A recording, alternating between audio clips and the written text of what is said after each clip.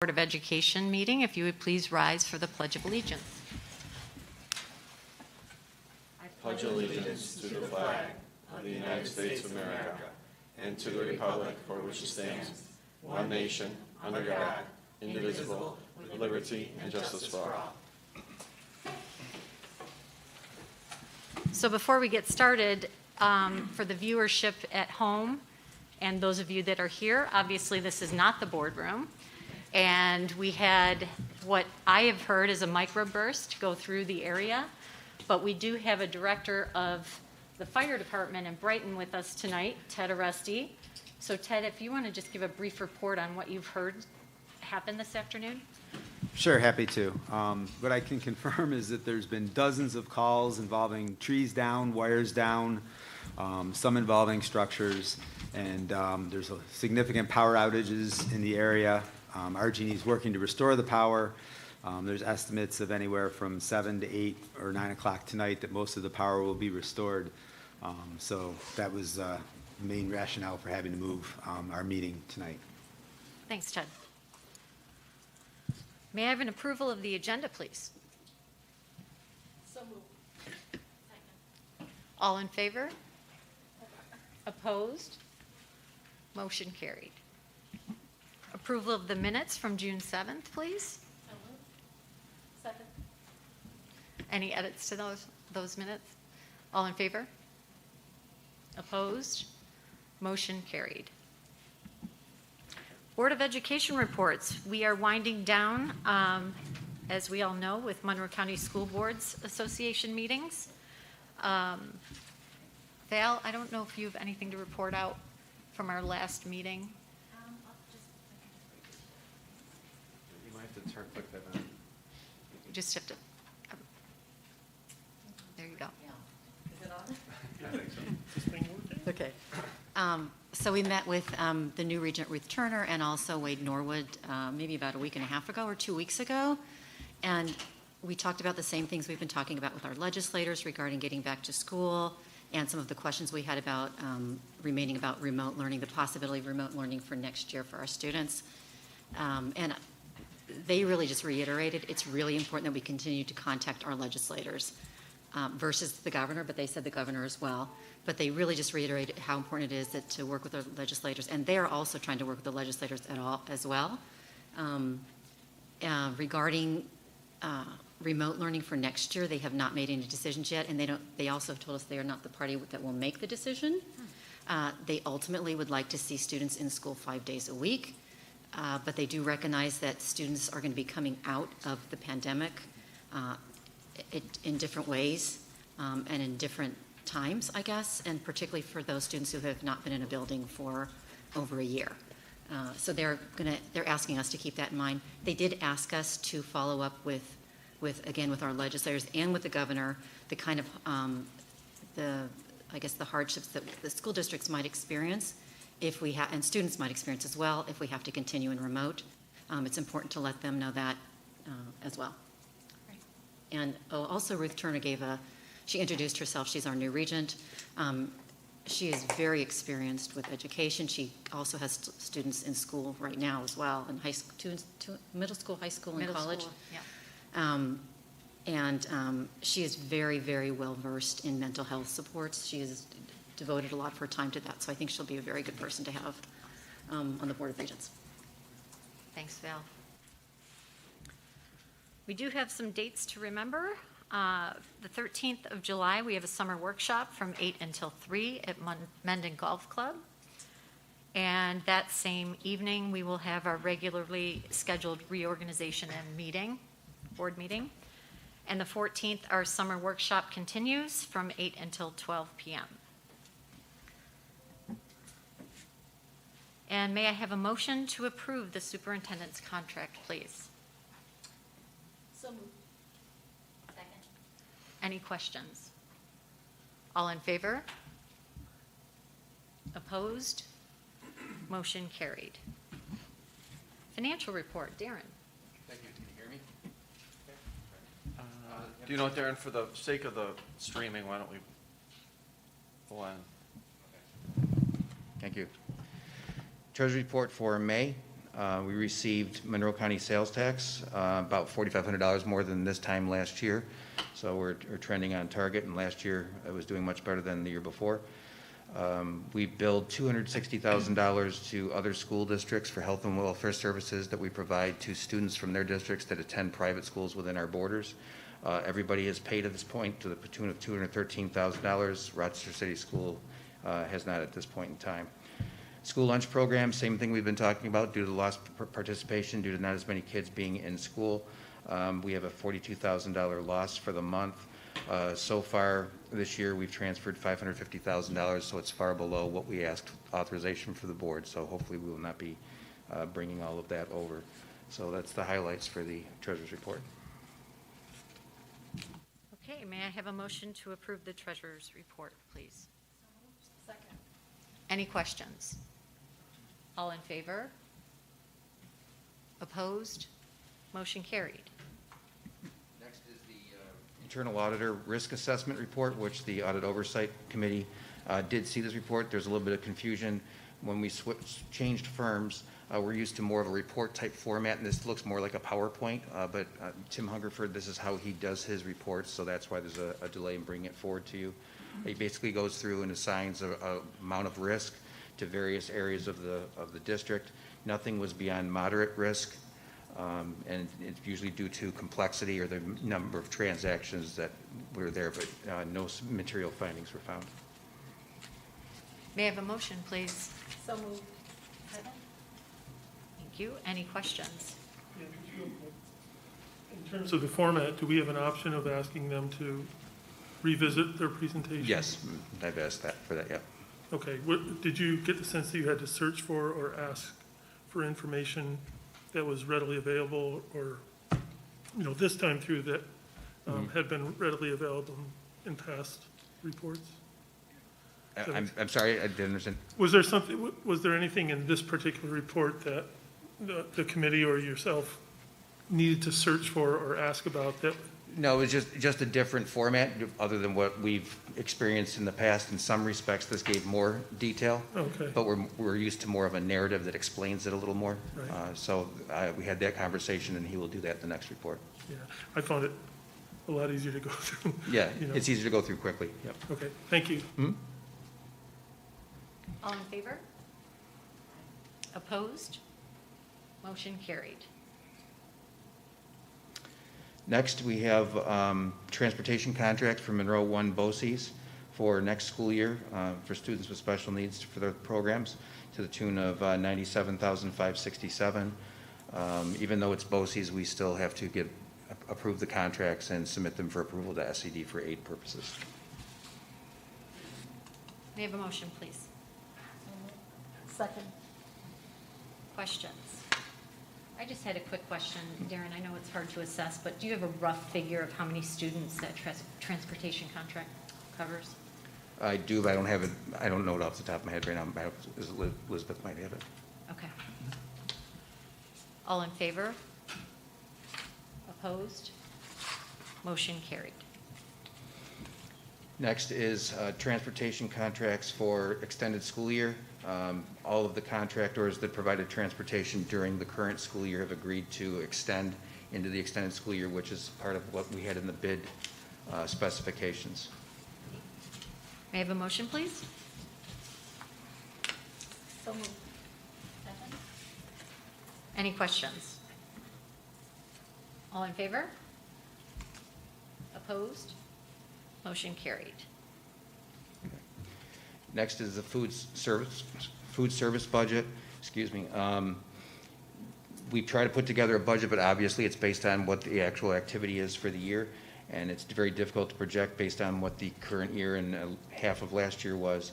But we put together a budget based on the previous 5 years. 8 years ago, we opted out of the federal and state program, and prior to the pandemic, we were breaking even or actually doing a little better with the program. Some changes for the 21-22 year that are going to increase costs. As we all know, food costs have gone up substantially. A couple of bids that we opened, for example, one of them was $24,000 more than it was for the same item last year. We also are projecting about $30,000 more because we're transitioning away from styrofoam to paper containers and such. provided we can get them. Right now, they're very difficult in supply. So the budget is a slight increase, 2.2%, and the average for the last 5 years has been under 1%. We are requesting for the first time in 3 years a 25-cent increase in the school lunch price so that we can maintain the program. May I have a motion, please? So moved. Second. Questions? All in favor? Opposed?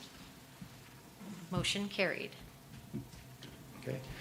Lastly, some year-end business, typically what we have to do each year. I call it the up-to amounts. So that the board, once the year is closed out and the audit is complete, books are closed, you can transfer surplus funds from the year into various reserve funds. But in order to do that at this time, prior to the end of the year, we have to do what we call up-to amounts. So that's basically what this is.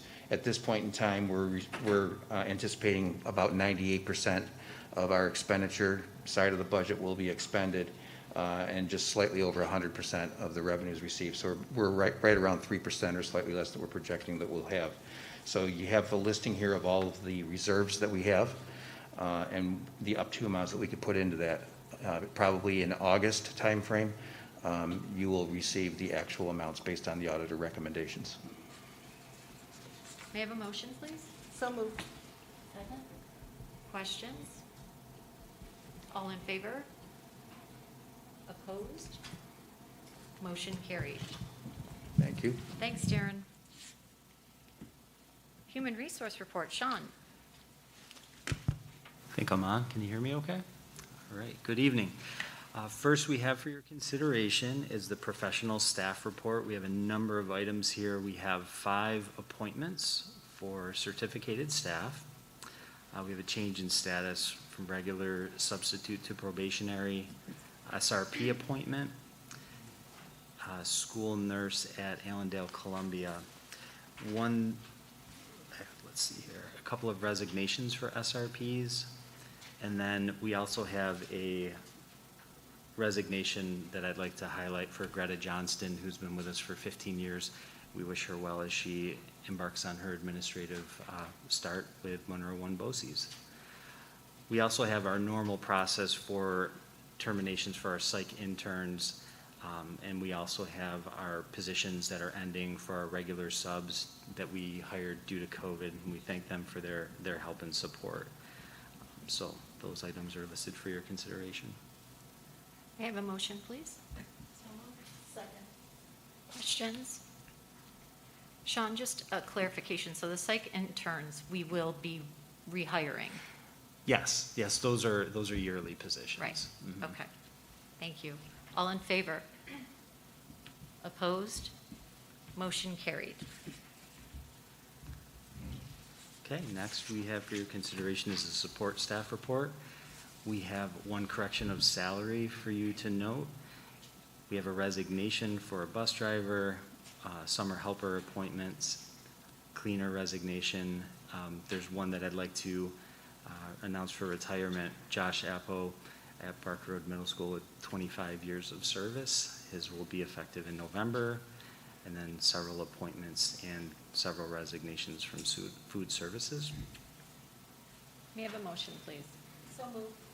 Second. Questions, comments? I just want to congratulate Josh and thank him for really looking out for the well-being, the environmental well-being of our students for 25 years is just outstanding, so amazing. All in favor? Opposed? Motion carried. Thanks, Sean. Special Education Report, Elizabeth. All items on consent agenda. Thank you. Superintendent's Report, Mike. Thank you. There is not a need for an executive session this evening. I also would like to acknowledge Josh's retirement. I worked with Josh as a teacher, assistant principal, in my current capacity, and he is an educator. If I were to give him a title to his position, it's an educator in every way, shape, or form. He's modeled resilience. He's modeled perseverance with his life story. He's modeled humanity. He's modeled the importance of loving your neighbor. And he'll be missed incredibly in our district. So wishing Josh the best of luck in his retirement. A few other things. This is our last board meeting of the year before we kick off the new year. And I do want to give some thank yous and call out some specific groups for the many positive acts of kindness that we've seen this year. And more than acts of kindness, too, it's been acts of additional work that people have put in. And that work started last summer. So I'd like to thank the 80-plus community staff and Board of Education members that gave up 2 summer days to be very creative, seems like forever ago, to get us 5 days a week with our elementary students, K-5. The thinking that went on there and the commitment from everyone in the building to do what's best for our kids and families was incredible. I'd also like to thank our paraprofessionals who are serving as pod partners at the elementary level. Without our paraprofessionals shifting positions and taking on different roles, we would not have been able to open K-5 5 days a week, and they've been remarkable. So hats off to our paraprofessionals. Our Pittsford School Foundation, using their time to focus on helping and spreading kindness by most recently the positive postcards, where we had 2,100 positive postcards delivered to staff. And thank you to the Pittsford Federal Credit Union, who actually paid for the postcards. Also a thank you to the credit union for all their extra donations to our Student Opportunity Fund. We've needed to use a lot, if not all of it, for our students in need of different things. I'd like to thank our community for raising approximately $60,000, providing gift cards for hundreds of families over several months who needed support with meals.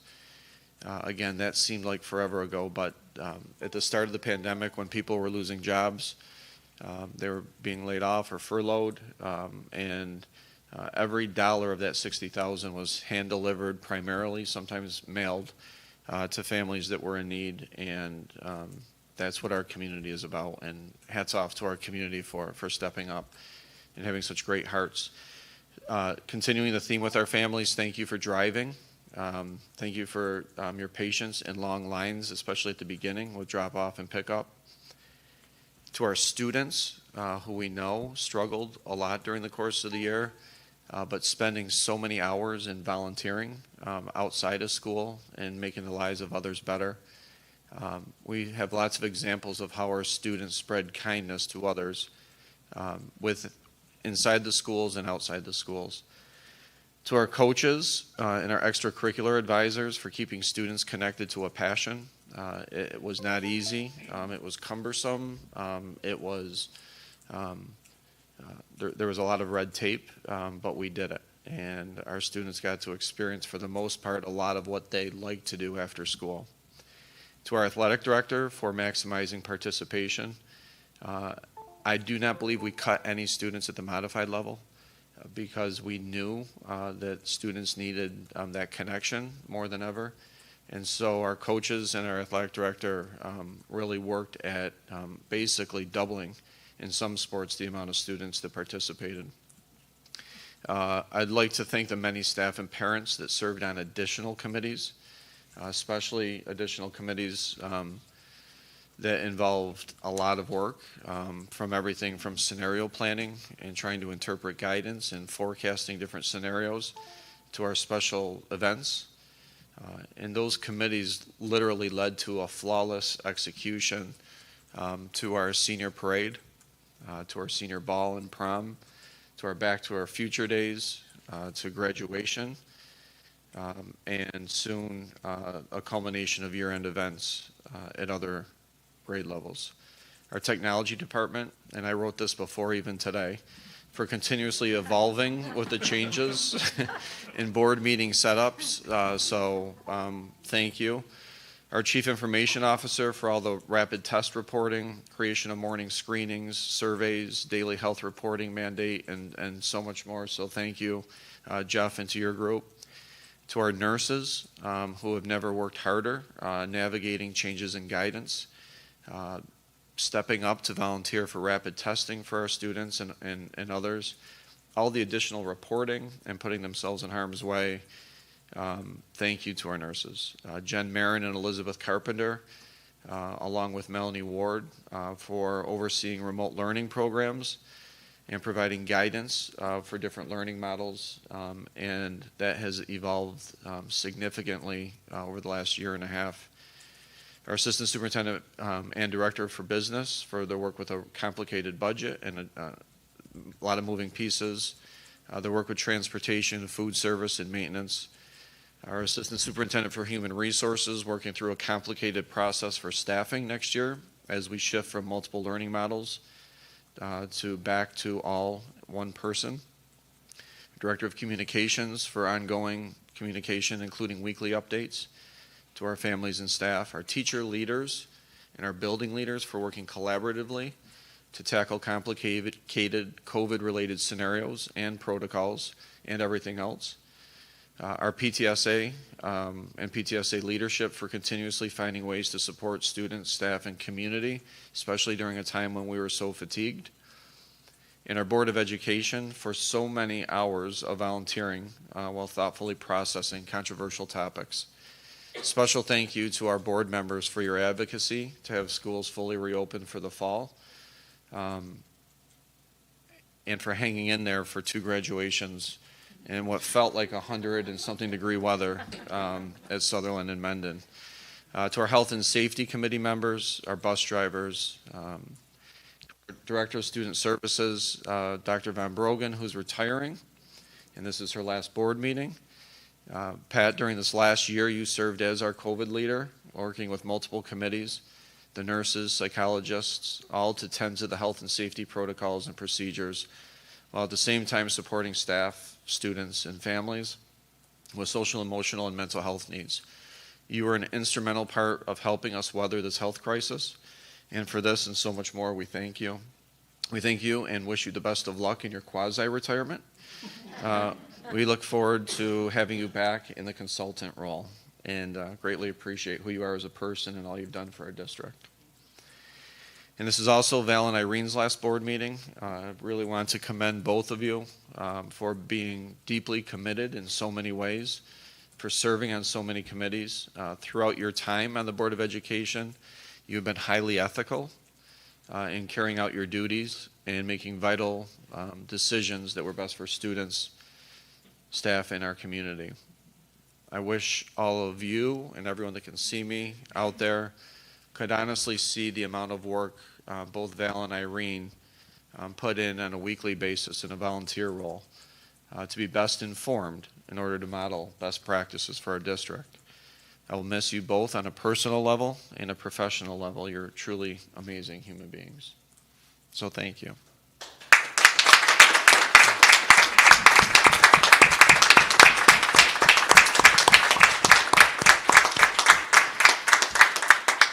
And I'm winding down here. Just wanted to clarify what's happening next year with learning models. We're in a little bit of a conundrum because we need to know from the state what our expectation is going to be relative to remote learning, but the state is not giving us any direction. So I sent out the message that said we are excited to be planning for a fully in-person return school in September. We have not received guidance from New York State Department of Health or New York State Education Department. Absent of this guidance, we are not planning to offer a 100% all virtual learning model. We do understand that some families may be hesitant to return their children to in-school due to unique health-related extenuating circumstances. And we're asking parents that if they feel that there's significant reasons why their child cannot come back, to let their building principal know. Just so we can get a sense in the event that the governor or the commissioner says you have to offer remote learning for extenuating circumstances, that we can be planful of that. And then we can't explain what the program is going to look like because the program would certainly be based on what the criteria are and what the numbers are. So this could range from anywhere where we utilize our BOCES service to work with our remote learners. If it's a real small number, then it could be us using our own staff to work with students in remote. But our bottom line right now is we need to have a ballpark figure of the amount of students that we're dealing with. And last, just to share that board members and superintendents have been aligned in their advocacy regarding a full return to school this fall. I want to thank our board president, who's also the Monroe County School Board president, for spearheading our advocacy endorsements on a county level. And a quick highlight for the things that we've been advocating for is a full in-person reopening of our schools for all students as soon as possible, allowing local decisions about remote learning criterion, program participation requirements, and allowing us to create a state-run regional remote learning program if needed, hence BOCES, for example. Eliminate social distance requirements in schools, eliminate outdoor masking, revise indoor masking so they're based on our local data and they're aligned with CDC guidance, not requiring testing anymore unless infection rates rise and it becomes necessary to keep a school open. We also are advocating for protocols and procedures like cleaning, capacity requirements, micrometric infection rates by school, eliminate daily health screening processes and requirements.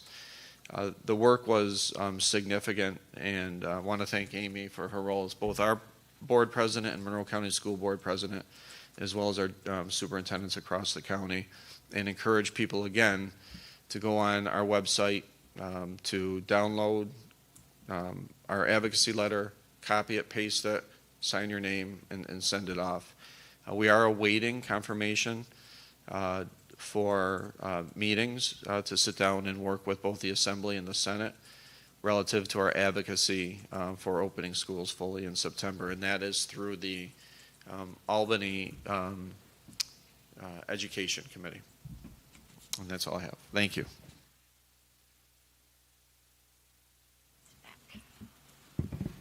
Thanks, Mike. Okay, may I have an approval of the consent agenda, please? So moved. Second. All in favor? Opposed? Motion carried. Old business, anyone? New business? I do have some new business. As Mike had mentioned, we do have some departures at the table tonight, and it's very bittersweet for us sitting here. I first want to acknowledge Pat Von Brogan. On behalf of the board, Pat, our gratitude for your dedication to the Pittsford Central School District. I vividly recall when I was doing my onboarding and meeting with Judy Leisman, and who is Pat's predecessor, and thinking to myself, coming out of that meeting, she was describing her job description and everything that encapsulated.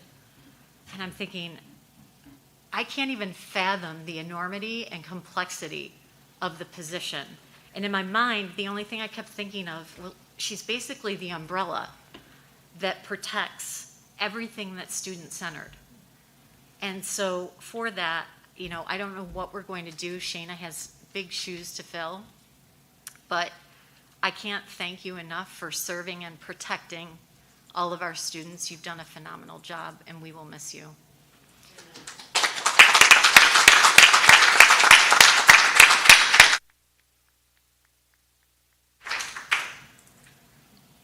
And to my fellow board colleagues, I'm sorry, I have to take some time to acknowledge you. You're both exceptional. And giving thought on how to best pay tribute to Irene and Valerie, I referred back to a Monroe County School Boards Association prospective board candidate presentation that's offered to people that are contemplating running for the Board of Education. And there are 9 basic tenets of board service that all board members should reflect on while serving our school community. And as veterans on the Board of Education, we remind ourselves of these tenets annually So I just wanted to refresh our memories. I think it's a good habitual thing to do. But first one is, have I been an apprentice? Regardless of my experience or tenure on the board, have I been an active listener, observer, and have I asked questions? Have I represented all constituent groups in my tenure? How have I handled the pressure received from various constituencies when confronted with contentious decisions? Have I committed to wearing a board hat at all times? Have I placed the student foremost in my mind when making decisions? Have my personal biases ever interfered with decision-making? Have I worked collaboratively with my board team and superintendent? Have I respected and maintained confidentiality throughout my tenure? And how thick is my skin? And do I still have a sense of humor? Well, we at the table can attest that both of you have impenetrable skin, serving as stewards of our district mission during critical moments in public education. Above all, you remain steady and recognize the importance of laughter and light despite any obstacle we faced. Irene and Valerie most certainly have fulfilled and exceeded their board service duties throughout their tenure. So much has certainly changed in education in 12 years that Irene has served and 6 years of Valerie's service. So I thought I would share some fun facts to share about Irene and Val's tenure, as well as personal comments that your fellow colleagues shared about you. So starting with Irene, 2009, I really had to go back. And the headlines in 2009, foundation aid freeze, right, Darren? That's a pretty safe bet. Okay. Beginning of gap elimination adjustment, Darren. Breakout, this is interesting, breakout of the H1N1 swine flu. Potential threat of a global pandemic. How we view that as the irony of your final year. You have attended roughly 252 board meetings, 24 summer workshops, 48 retreats, 120 building visits. All at 7 o'clock in the morning? Correct. You also co-chaired Information Exchange and Labor Relations for Monroe County School Boards Association. And Irene, you also served on the Audit Oversight Committee for how many years? 2. Too many. Okay. Lots. And here are some thoughts to share from your fellow board colleagues. They describe you as analytical, dedicated. Irene asked the tough questions and wasn't afraid to speak her mind, which was greatly appreciated. I met Irene at a PTSA meeting. Her speech addressed her service and commitment to the organization. Throughout my years volunteering in PTSA, Irene's annual presence and encouragement was a constant. I'll miss her thoughtful questions and ability to parse a problem. The wisdom that she brought to the table is another quality that I appreciated about Irene. Irene is student-centered, thoughtful, focused, reflective, inquisitive, detailed, helpful, and kind. Valerie, 2015 headlines. Mary Ellen Aaliyah was the first woman to be appointed as the commissioner of the New York State Education Department. Momentum gaining for implementing restorative practices. Social emotional learning best practices were more common, and the ESSA was signed into law. You've attended 126 board meetings, 12 summer workshops, 24 retreats, 60 building visits.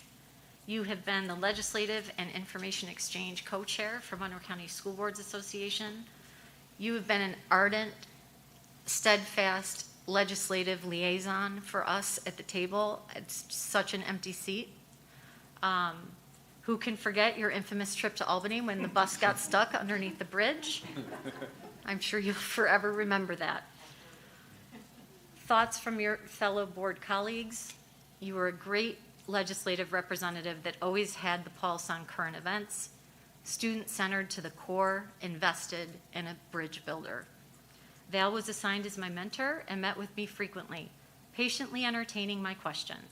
I admire the professionalism she exhibited as a board member. Her leadership of and reports from the Legislative Committee were well received by the community. Val also extended the hand of friendship to me during my onboarding.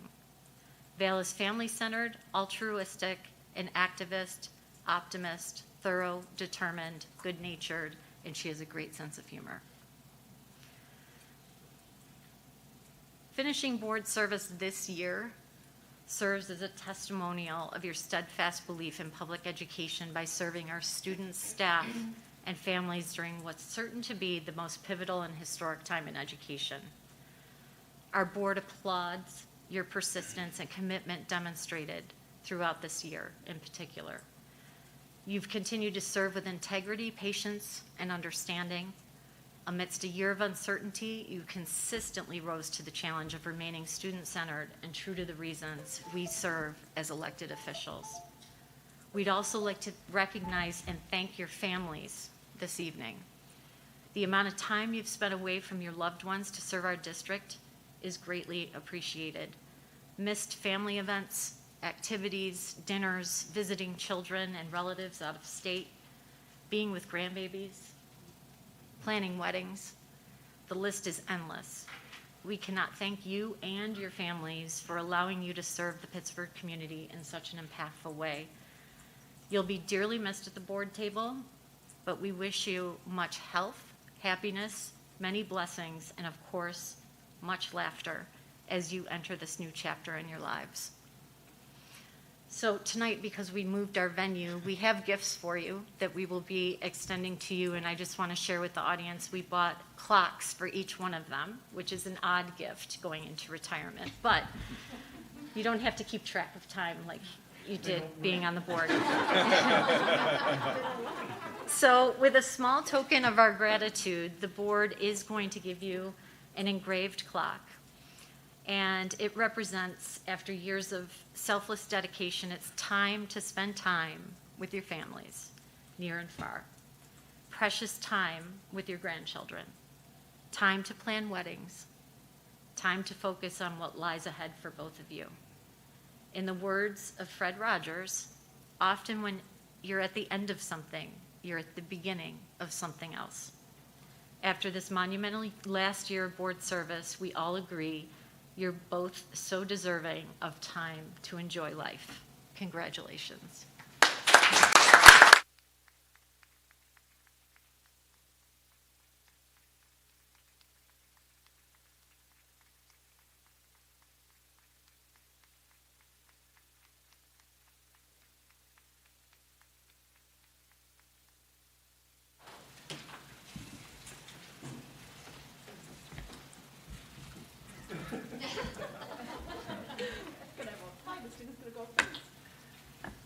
Any other new business? Well, I think we might want to say a few words. Okay, We might want to say a few words. go for it. Should I just yell or? We don't want you to yell. Thank you, Amy. I actually did write some notes down because I didn't want to forget anybody, and my list is not nearly as long as Mike's, although it probably should be. So what Mike said, first of all. So thank you to all of those people as well. But I'm very grateful that I had this opportunity to work with you and with Mike and with his entire board. You are all so passionate in your commitment to public education, and you're genuinely invested in the well-being of the entire school community. Your support and ability to remain positive, especially during this past year, are truly contagious, but in a good way. Not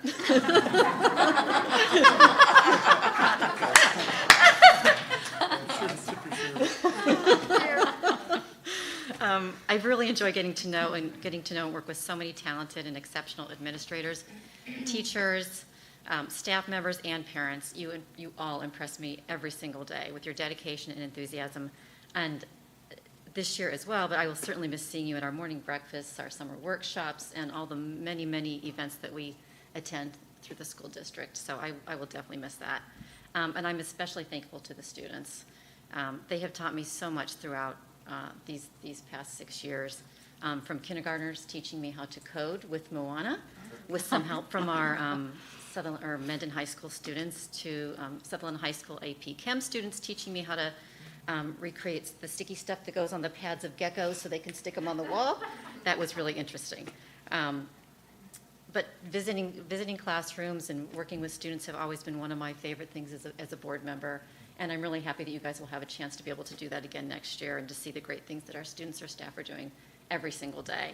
And of course, I would also like to thank my family for supporting me and being flexible. The times that I was the first one to leave the house in the morning, and there were times that I came home at night and everybody was already in bed, and there were a few times that I didn't come home at all because I wasn't all but you. So I appreciate that.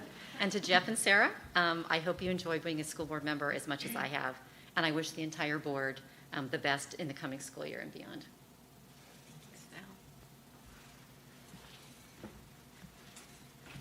Well, that's a tough act to follow. I also want to thank all of you. It's been interesting when I look around this board table and I look at all the people who are not board members but who are employees here. Everyone was different when I started on this position. So you all had different people were in these seats. So it's really nice to see faces, new faces, and I remember the old faces were great, and you are all wonderful and very adept at your positions. And I've learned so much from each one of you. I mean, I was thinking at home today, like what I've learned from each one of you, and I'm not going to go into every single one of that, but I have really learned a lot from all of you. I've learned, I'm just going to give you a global thing. I've learned how to be a cheerleader. I've learned how to be respectful. I've learned how to be thick-skinned. I've learned how to be thoughtful. And I've truly learned more than I've given. You've all given me so much that I'm going to take away and use in my next life, wherever it is. One of the things I was thinking about is like whenever someone leaves, Amy always says, okay, give me 3 words about this person. And we'd collect all the words and we'd say with those kind of like a word jumble of about a person. So I actually opened up the email, not the email, the website, and I went through 12 years of board stuff. It was interesting, all the board packets. And I pulled out a couple things. Some of these are more than words, they're maybe sentences, but I'm just going to read some of the things that we've done together. Some may not mean much to you all, but you guys will get it. Turf and Lights, bringing back girls' gymnastics, APPR, Common Core, Pittsford Pub, Pittsford Pride. In the early days, we celebrated 100 recipients for scholarly and athletic success. Got 9 people in the audience. Pittsford Pride today.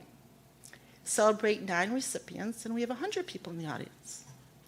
We're celebrating 9 recipients for good citizenship. Loss of power at Thornell. How appropriate.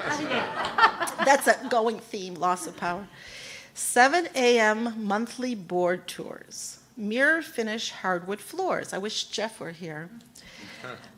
Later school times, summer retreats, full-day kindergarten, recycling lunch trays, Thirsties, gap elimination, underfunded foundation aid.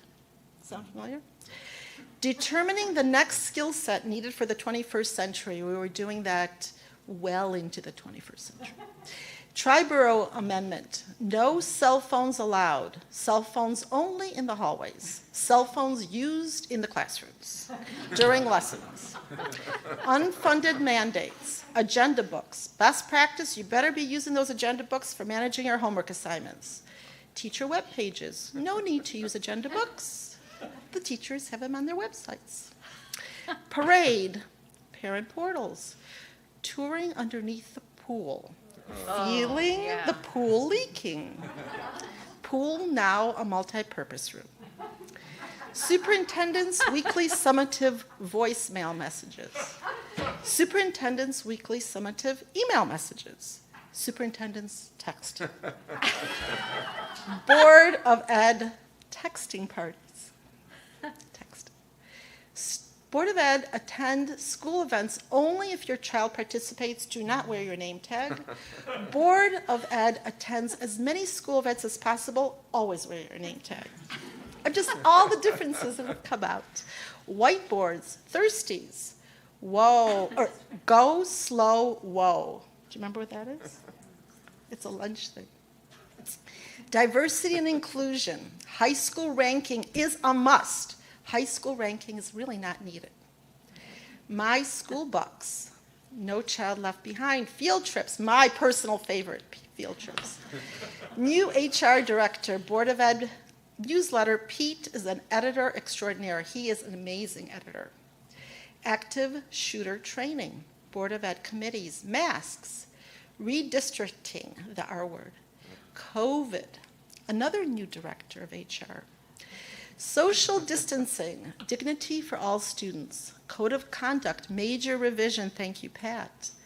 New mission and vision statements, new superintendent, energy dots. Anyone remember energy dots? No? Health and safety, school board associations, New York State, Monroe County, listening to students' voices, listening to parents' voices, listening to the community voices, listening to you. School budget passage, budget failure and revote, 2% cap, water testing for lead, guidance, advocacy work, student assessments, opt-out, teacher assessments, unified basketball, textbooks with CDs in the back, textbooks with online accessibility, no CDs, e-textbooks, no hard copies. Policy for safety, policy for inclusion, new principles. So that's just a few of the things.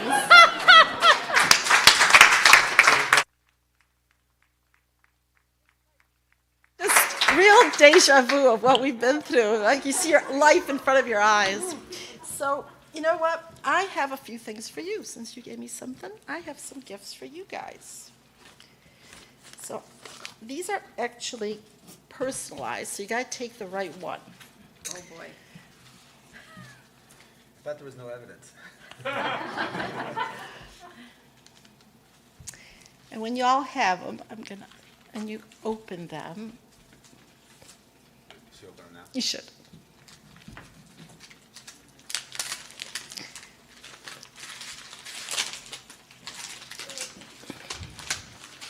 So I'm just going to read for the people to see it.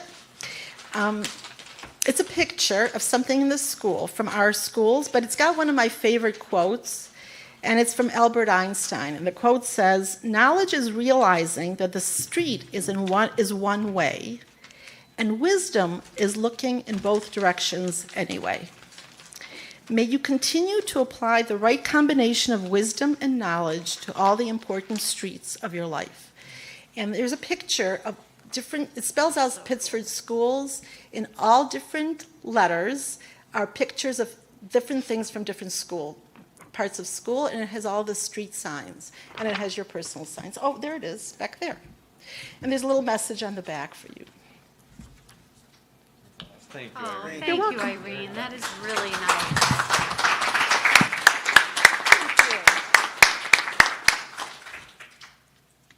That is so thoughtful. Thank you. Okay. Anyone else? New business? No? Okay.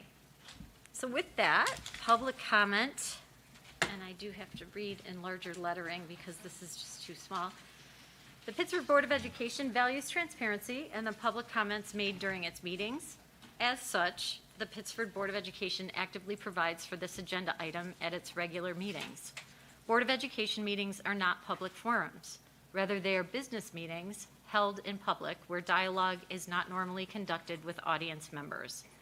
The purpose of this agenda item is for the board to receive respectful and constructive feedback, opinions, and information. These comments are then taken under advisement by the Board of Education and the Superintendent of Schools. Respect and civility are required during these meetings, particularly as we have students routinely attending as part of their coursework. Comments should be in reference to an interest or topic, not an individual. Each speaker will have the floor for no more than 3 minutes. The board president reserves the right to limit the total amount of speaking time. In an effort to avoid repetitiveness, if speakers are attending with other residents with similar input, we ask that the group designate one person to address the board as a group. For speakers who do not follow meeting and decorum protocols, the speaker's privilege to use the floor will no longer be recognized by the Board of Education. Those planning to address the board during the public comment agenda item must share the nature of their topic name and address with the board clerk before speaking. Note cards, which I have already, are available for this purpose at the sign-in table. So I will go in order here. I have Kevin Lockhart. I have to go first. All right. Well, thank you so much for having me today. I really appreciate it. I hope that you enjoy this. Kevin, could you first give us your address, please? I'm from Webster. Do you The have- village of Webster. Do you have your street address for us? It's Kittleberger. Okay, Sorry. Okay. I've met a lot of weird people this summer. okay. So I was trying to avoid saying that. Oh, your microphone's over there. Okay. Don't start the time yet. Do you got this great backdrop? You can see it fine? Okay, Kevin, Okay. we're starting the timer. Okay. The reason I'm here today is to advocate for the full reopening of schools in Monroe County without compulsory state guidelines. The goal is to inspire a call to action across Monroe County and form a united front against the state health department in order to end the state surveillance program in our schools. This is my argument. The rise in infectious disease has caused New York State government to become authoritarian. The protests and uprisings this summer were a reaction to the rise of an authoritarian state as well as the failure for all people to be represented democratically. Today's COVID update. I'm proud to announce 0 new cases in people under the age of 20 today. That's 0. That includes the entirety of the Finger Lakes and Monroe County region. That's today's numbers. There are 14 new cases for adults for a grand total of 67,385 cases reported. Our region of the Finger Lakes is surveilling and documenting emergent flu cases and reports them daily, thus continuing the basis for Executive Order 202 from Cuomo declaring a state of disaster emergency in New York. Executive Order 202 declaring that emergency caused the New York State Department of Health to become fundamentally opposed to Pittsford Board of Education and the parents in Monroe County by ramming down radical state agendas that harm these kids. This school wants to cut masks and go back to normal, but our state government is supervising every aspect of our lives. Large events are now state-sanctioned and supervised, like the RPO, for example, and our social media is constantly monitored for ideological sensitivities. Many of us aren't even allowed on social media. An authoritarian government is defined by highly concentrated structures that repress dissent, emphasize submission to authority, social conformity, and show hostility toward outgroups. The article, Pathogens in Politics, references 2 multinational studies that shows where there's a prevalence of infectious disease, there's a strong correlation in authoritarian personal beliefs and governing systems. The increase in authoritarianism in Monroe County and New York State has not been counterbalanced by legislation that will make democracy truly representative. The link between New York State Department of Health and the Finger Lakes Monroe County is tethered by $500 million in federal grants. The precondition to receiving surplus funding is that masks will be enforced until the kids are vaxxed. That's my understanding, and the county will continue to surveil and report emergent cases. Order 202 is being used as the pretext to brute forcing CRT, which we all, I think everybody in their right mind should protest wholeheartedly, vaccinations, masks, and more lockdowns. It's not clear that parents still have a say in Monroe County schools. The people of Monroe County reject the premise of the governor's state of emergency as well as the continued effort to surveil, test, and vaccinate the American public. Today, the people demand that this Board of Education refuse to uphold the terms of Executive Order 202 and to discontinue the federal grants that are invigorating this political crisis and sever their relationship with the Monroe County Health Department. I'm willing to concede a little on that one. I'm also asking the board to support legislation that will outlaw the New York State Department of Health from conducting experimental programs in Monroe County schools. Thank Like someone you. said, contact your legislators. Kevin, We your need to time's show out- up. 3 more seconds. We all need to show out in force to regain our freedom. Go to takebackyourboe.onuniverse.com to get connected, find these resources. Don't Thank you. give up. Show up. Thank you. Thank you, Kevin. Did you like that? Thank you so much. Thanks, Kevin. Hey, thank you. Thank you. I really appreciate it. Thank you. I'm just going to sit down for the rest of the meeting. I appreciate Okay. it. Next, I have Jane Mallards. Hi, good evening. Can you hear me okay? We can. All right. Just state your address for us, please. Jane Malwitz, 3873 Elmwood Avenue. Great. Thank you. First, I would like to recognize it's been a very challenging time, and I don't envy your position. However, I feel it's important for you to hear from parents to gain better insight into their concerns. I ask that you please take this as the constructive criticism or the manner in which it's intended. I am following up on my presentation to this board on May 24th regarding the grading policy instituted by you for the 2019-2020 school year. I was going to present to you at the last board meeting, however, I was led to believe our concerns were being addressed. You say you are teaching our children to be critical thinkers and agents of change, but some do not seem to value this trait in the parents. My frustration is not only with our son's grades, but also the district's lack of transparency and what I consider at times to be deceptive tactics. I have listened to many presentations on policies where the board stated the policy was outside their control to change. However, this policy was instituted by this board and you have complete authority to manage. Let me walk you through some of the events to highlight the reason behind my frustration. April 17th, 20, the letter from Pittsford School District stating that the policy will harm no students. False. June 2020, I requested to meet with somebody regarding this policy, and I had to insist somebody meet with me in person. There was no follow-up from the school. Informed by Sutherland staff that colleges are relaxing admission requirements and policies and this would be a non-issue. False. On at least 2 times I was told if there were extenuating circumstances which negatively impacted students in their first and second quarter, plans were made to discuss. False and false. I was also told this is being addressed at counselor's office and delayed due to end-of-year activities. False. I do not believe there was ever any intention in addressing our issue. I believe that our documents were just wanted. We have inquired into the reasoning behind this policy and have yet to receive any details. There has been no open dialogue, just that's the policy. Why the lack of transparency? Is it because school districts met with attorneys and instituted this policy in the name of equity? How much of taxpayer dollars are being used for attorneys and legal counsel? Parents do have rights. Jane, if you could wrap up, please. Okay, as per 34 CFR Part 99, New York State Ed Laws and your policy 7240, we have requested our son's records be corrected since they are false and inaccurate and misleading.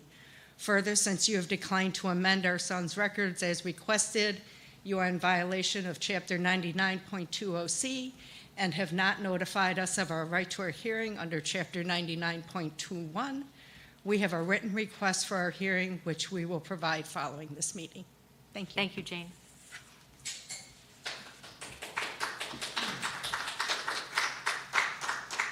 Next, we have Damian Vicari.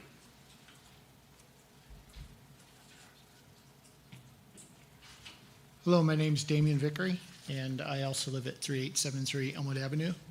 I'm going to yield my time to my wife because she's got the information more at hand for this next topic, which is a separate issue.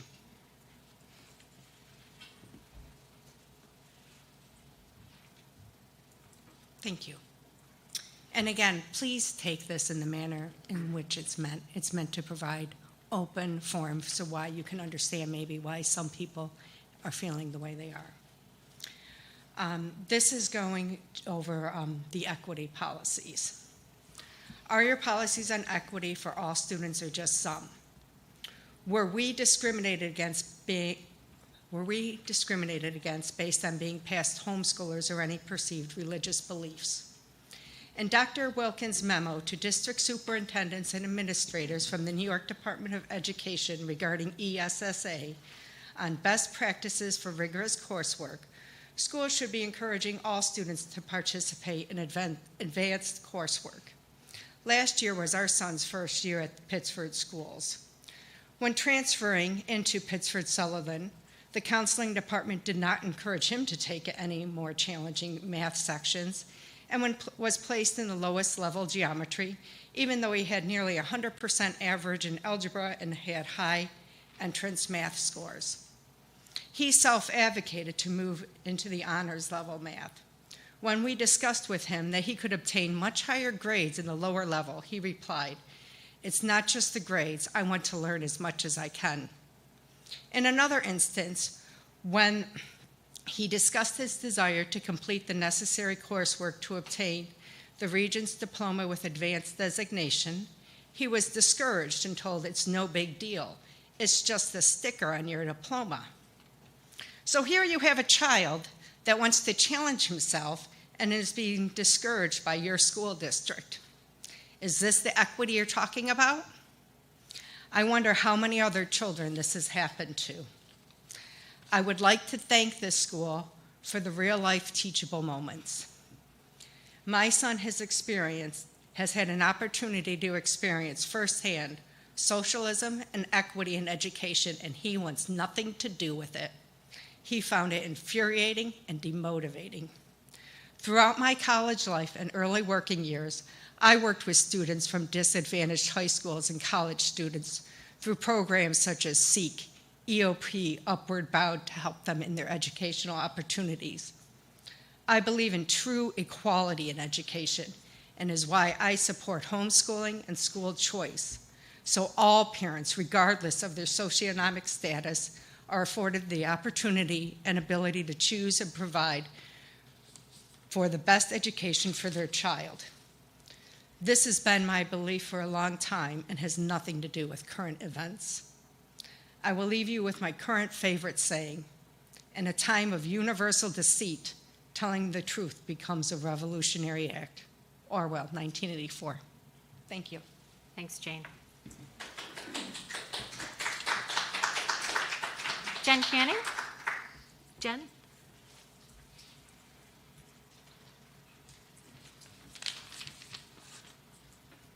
Hi, I'm Jen Canning, 21 Wrights Parkway. My pronouns are she, her. And I have both a request and a question this evening. I appreciate the opportunity that was provided by the PTSA to hear from Tasha Potter, Monroe One BOCES consultant, about her involvement in our equity work these past few months and her recommendations for the district going forward. She offered some great information on her role and the work she participated in and the work still left to do. My request is to please consider sharing Ms. Potter's presentation and recommendations along with those from Generation Ready and Natalie McGee on the district website so that all parents may follow along on this journey in becoming a more equitable and culturally proficient district.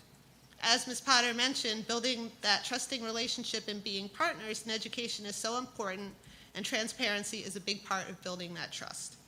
These recommendations and the work of our paid consultants not only allows our families to know our strengths and weaknesses, but can also illustrate deliverables received by the district, areas of improvement in that time frame, and what our resources have been spent on over the past 2 years.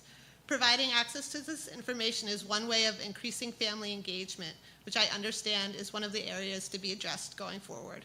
Though 41 attendees for rescheduled PTSA event days before graduation is impressive, there are many families who are interested in this information and should have access to it. As we work to engage with families who have not been heard or haven't been at the table before, I hope we can continue to look beyond PTSA members and intentionally connect with families and continue to bring the students' voice to the table as well. My question is in regard to the area of ongoing adult learning that was referred to by Ms. Potter through both personal and professional work. I understand there are some new offerings for professional development through the Teacher Center this summer, a day-and-a-half leadership training, and a scheduled workshop for teachers and staff on equity work, which is great.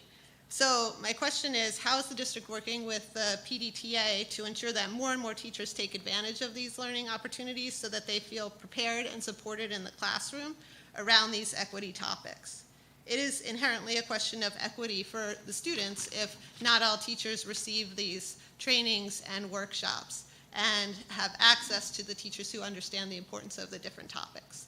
I look forward to hearing how all teachers and staff will engage in the ongoing learning process around equity, and I would encourage the board to consider public forums available to our families so that we can continue to have a conversation and a dialogue about diversity, equity, and inclusion. Thank you. Thanks, Jen.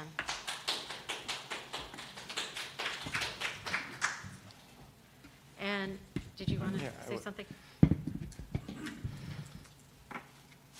Jen, I would share that I echo a couple of the sentiments you just shared around transparency and around engagement.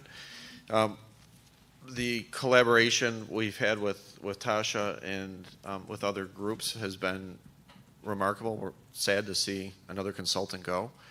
But we also have a unique schedule this year where we have additional days with staff in the building before school starts. And so we'll be utilizing portions of those days to make sure all staff receive professional development before the start of the school year. Thank you. Finally, we have Dwayne from Pdta.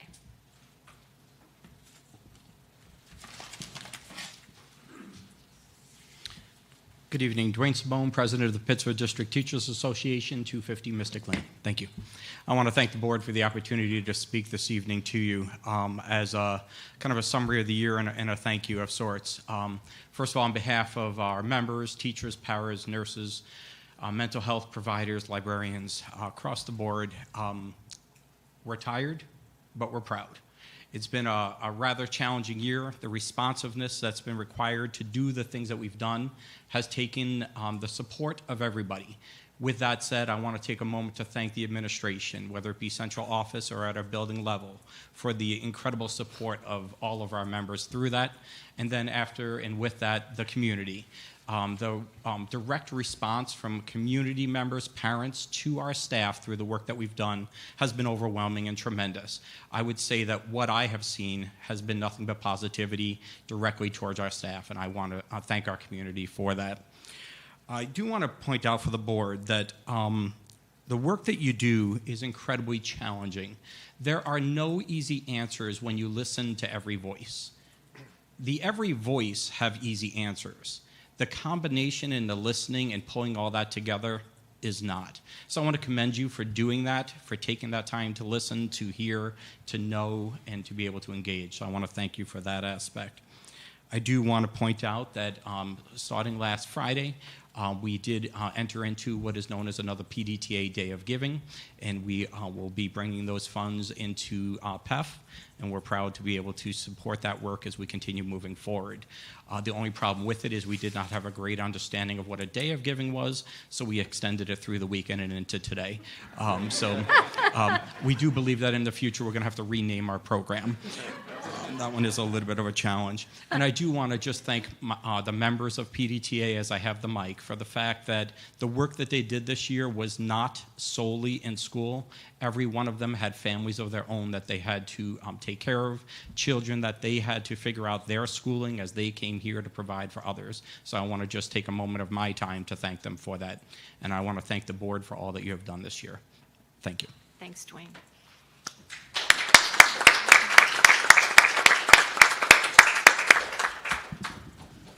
Okay. With that, I'd like to ask for a motion to adjourn. Thanks, Irene. Val? All in favor? Opposed? Motion carried. Thank you so much, everybody. Have a good night.